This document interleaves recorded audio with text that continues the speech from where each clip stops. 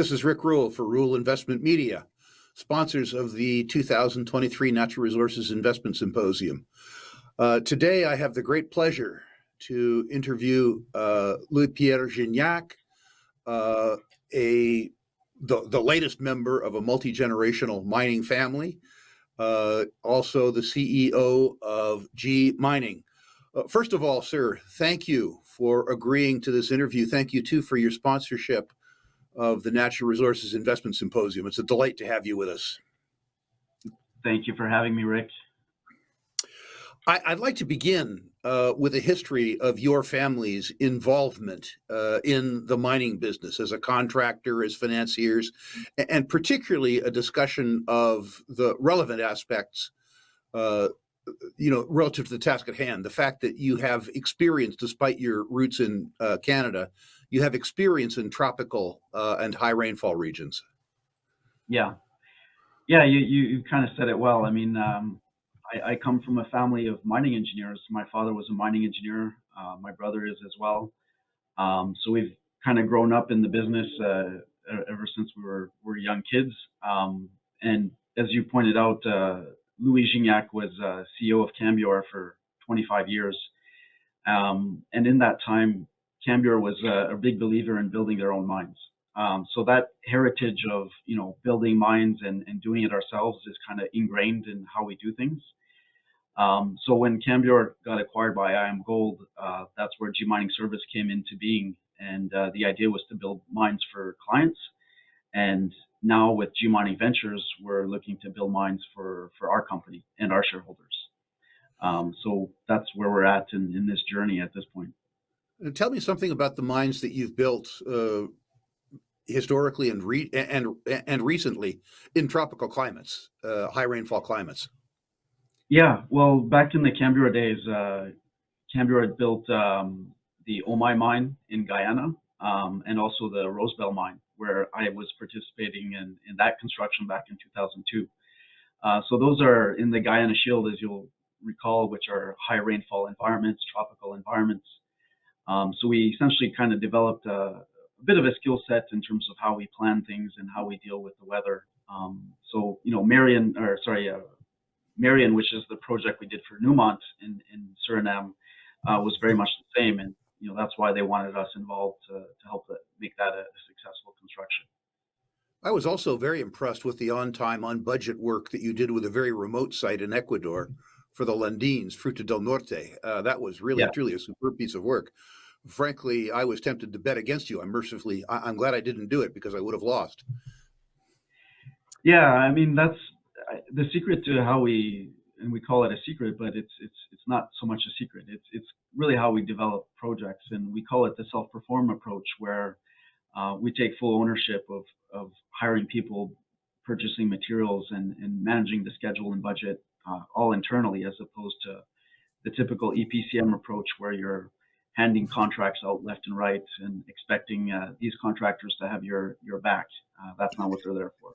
They're there to make money. So let's move to the task at hand. You've moved south a little bit to Brazil. Tell us something about the asset, why you think it's attractive, and what you hope to do with it. Yeah, so I mean, this is the first asset we acquired back in 2020 to set ourselves up at G Mining Ventures. And what attracted us to the asset was that it was construction ready in a good jurisdiction in the state of Pará, which is a mining friendly state. So it was a perfect fit for us and our skill sets. And what attracted us was the quality of the deposit, but also the upside that comes with this exploration package that we have, which is quite enormous. So perhaps you could describe the current resources and where you believe you might be able to take them and when. Yeah, so I mean, we have a reserve of 2 million ounces and about 100,000 of additional inferred resources in with the deposit that we have. Our experience in the Guyana Shield is that a lot of times these aren't single pit environments. There's often more than one deposit in proximity to on a land package such as this. So we have 35 kilometers of strike length along this Tocantins trend where our deposit is found. And looking back historically, there was only about 83,000 meters of drilling done on the whole land package. So we see this as holding lots of upside. We're doing the groundwork presently to get a better understanding of this land package, so soil geochem, geophysics, and also starting to do some drilling outside of the main pit area.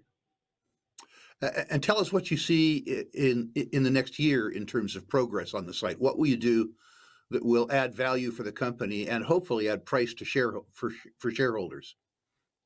Yeah, well, going back to essentially this time last year, when we attended your conference, we had just put in place our financing package to build the Tocantins mine.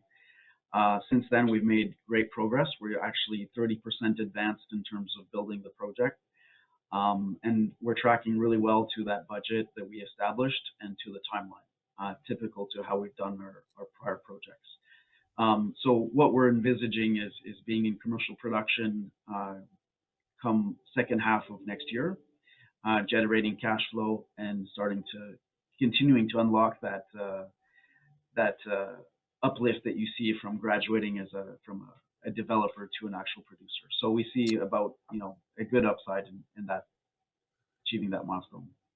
My understanding is that you're fully funded to completion, so there's no financing risk at present with regards to the asset. Is that true? Yeah, that's correct. So we did our financing package that provided us full funds, and we have a buffer there to withstand any unforeseen events. So yeah, we're not looking to raise any additional money for the construction of Tocantins at this point. And my understanding is that the Gignac family is not looking to build this to sell necessarily, but rather to grow. The idea being that you can use your expertise, particularly in down markets, to acquire other advanced assets where the owners might not have the experience or the financial wherewithal to build them, and to build a mining company. Is that the correct way that one would view G mining? That's absolutely correct. For us, this is a first asset.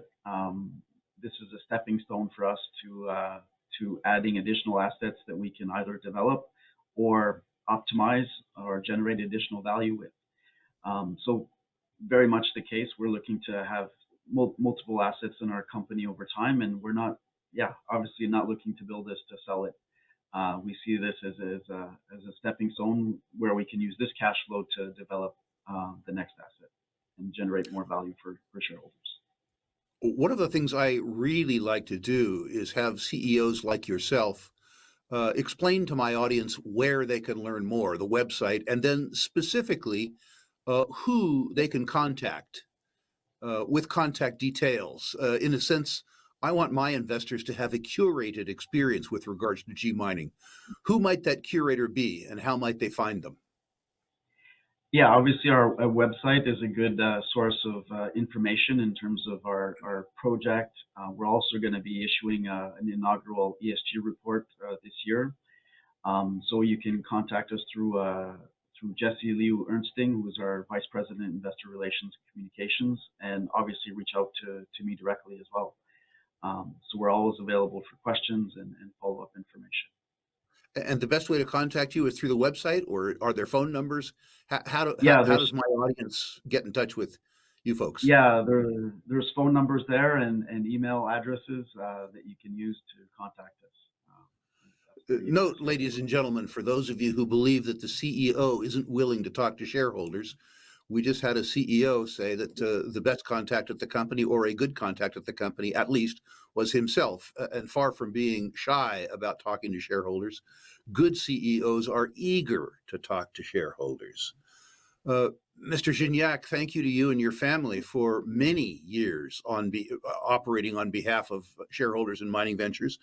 Thank you, too, for your sponsorship and your participation in the Natural Resources Investment Symposium. I look forward to seeing you again in Boca Raton. I look forward to the event as well. It's going to be a great event, I'm sure. Thank you.